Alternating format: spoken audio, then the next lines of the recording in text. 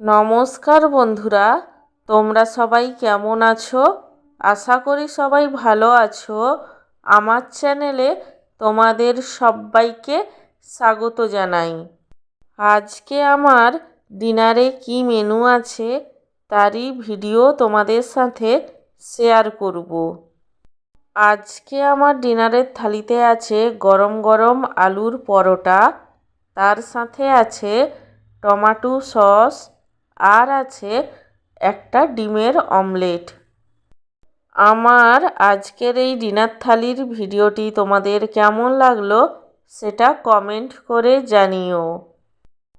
আর ভিডিওটিতে লাইক দিতে এবং চ্যানেলটিকে সাবস্ক্রাইব করতে একদমই ভুলো না।